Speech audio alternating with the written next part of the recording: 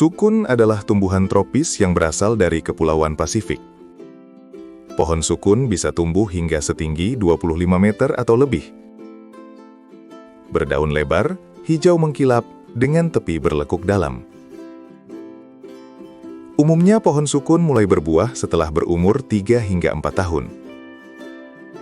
Buahnya bulat, berdiameter 10 hingga 20 cm, berserat lembut, dan tanpa biji di dalamnya.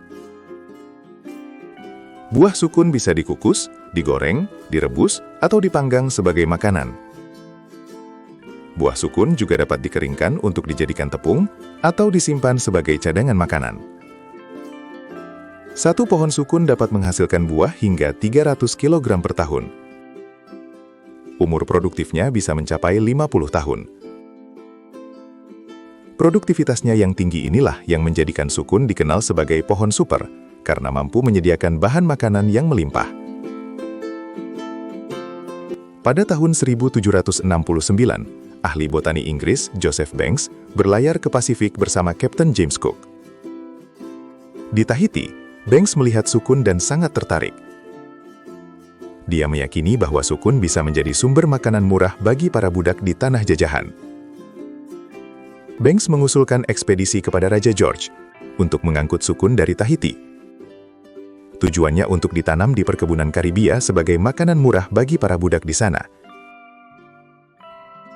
Raja George menyetujui proposal tersebut.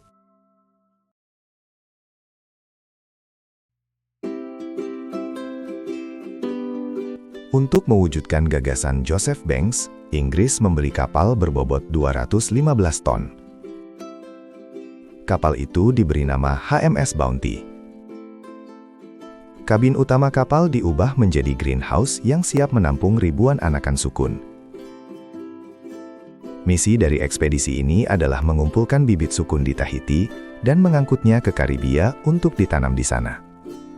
Awak kapal berjumlah 46 orang, terdiri dari 44 personel angkatan laut dan 2 ahli botani. Ekspedisi ini dipimpin oleh Letnan William Bligh, seorang veteran pelayaran Kapten James Cook. Bounty berangkat dari Spithead, Inggris, pada tanggal 23 Desember 1787. Awalnya, perjalanan menuju Tahiti akan ditempuh melalui ujung selatan benua Amerika. Namun, badai di Cape Horn memaksa perjalanan harus memutar melalui Samudra Hindia. Kapal berbalik arah menuju Tanjung Harapan, lalu dilanjutkan ke Tasmania. Dari Tasmania, kapal berlayar ke arah timur laut menuju Tahiti. Setelah 10 bulan di laut, mereka akhirnya mencapai Tahiti. Bligh menemui para pemimpin lokal, termasuk Raja Pomare, yang juga dikenal sebagai Tinah. Bligh mempersembahkan cenderamata dari kerajaan Inggris dan disambut dengan hangat.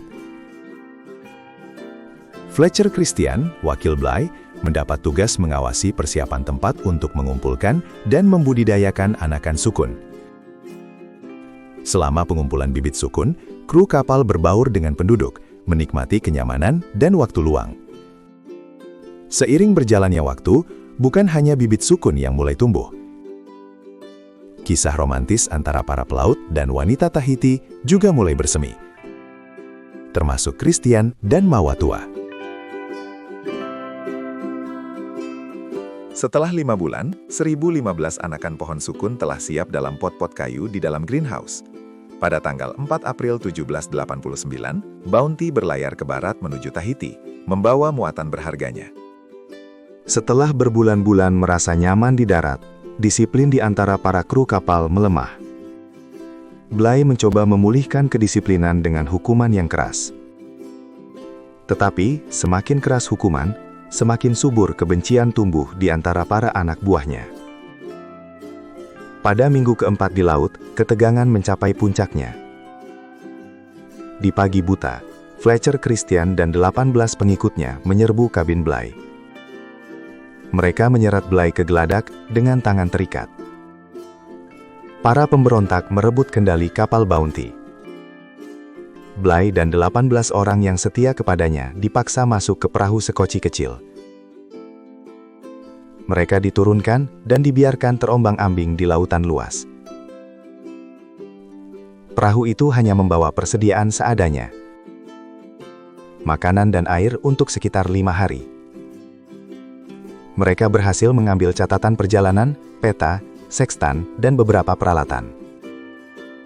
Pada saat-saat terakhir, 4 parang dilemparkan ke dalam perahu sebagai peralatan tambahan.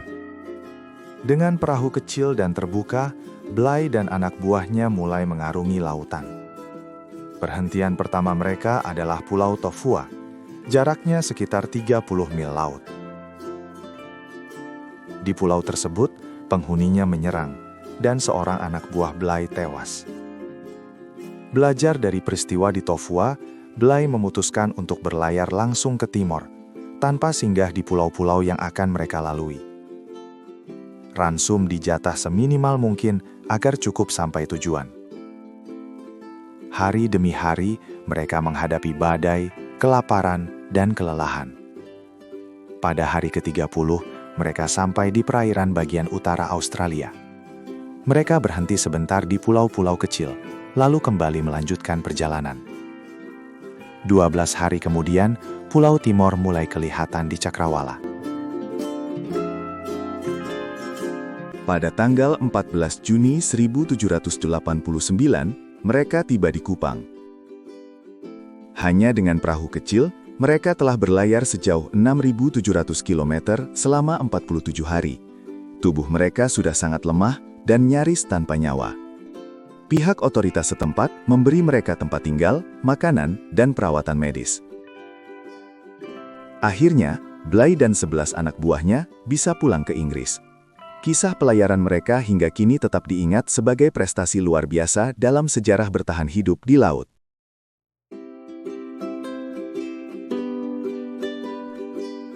Setelah menguasai Bounty, Christian memerintahkan agar semua bibit sukun dibuang. Para pemberontak kemudian berlayar ke Pulau Tabuai. Di pulau ini, penduduk menyambutnya dengan sikap bermusuhan. Bentrokan pun terjadi, beberapa penduduk tertembak dan tewas.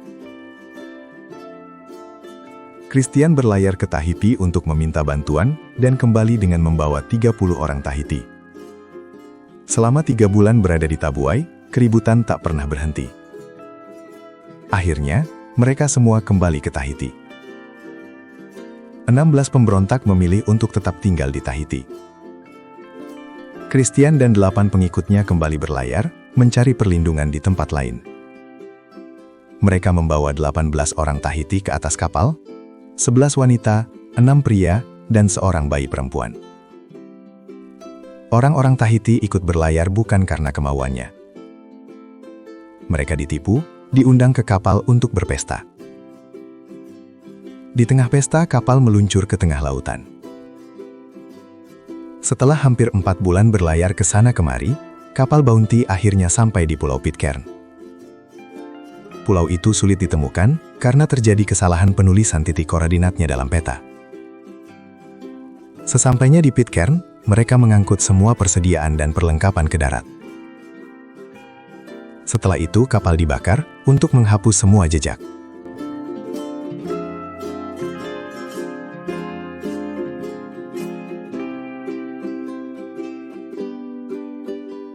Selama hampir 20 tahun, kehidupan mereka tersembunyi. Mereka bertani, menanam sukun, memelihara ternak, dan membangun rumah dari sisa-sisa perlengkapan kapal. Para wanita membuat pakaian dari kulit kayu dan kain bekas layar. Sekilas kehidupan mereka tampak normal, namun di balik itu, konflik dan kekerasan mewarnai hari-hari mereka.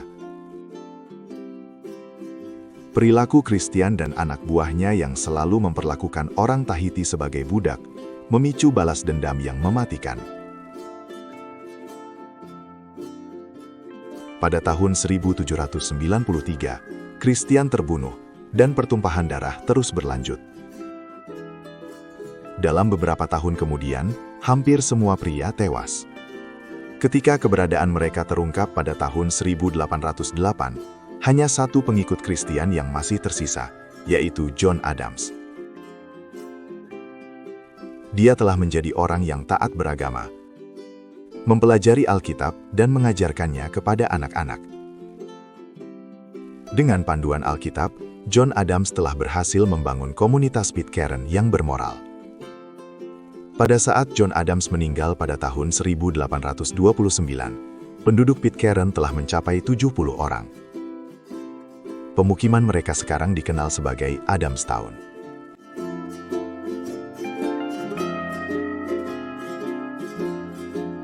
Pada bulan November 1790, Kerajaan Inggris mengirim angkatan lautnya ke Tahiti. Dengan kapal HMS Pandora, mereka tiba di Tahiti pada tanggal 23 Maret 1791. Semua pemberontak Bounty yang tinggal di Tahiti ditangkap. Jumlahnya 14 orang, karena yang 2 orang telah meninggal sebelumnya.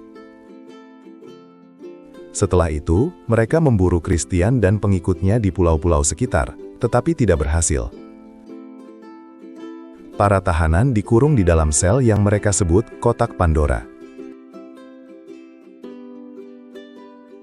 Dalam perjalanan pulang, Pandora menabrak terumbu karang dan tenggelam di perairan bagian utara Australia.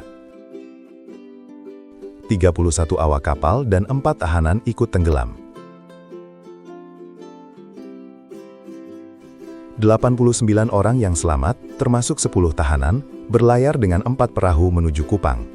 Dari sana, mereka berlayar dengan kapal ke Batavia, dan akhirnya sampai di Inggris. Dalam persidangan, 7 di antara mereka dibebaskan, yang 3 dihukum gantung.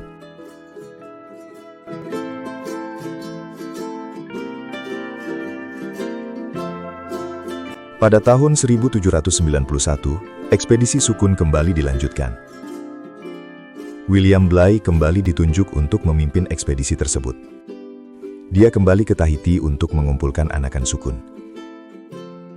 Kali ini, pelayaran berhasil tanpa pemberontakan. Ribuan pohon sukun ditanam di seluruh Karibia. Pohon sukun berkembang dengan baik. Tumbuh subur di iklim tropis. Tetapi ada hal yang tidak sesuai dengan rencana. Para budak tidak mau makan buah sukun. Buah sukun berserakan di tanah, tergeletak sia-sia karena tidak ada yang menyukainya.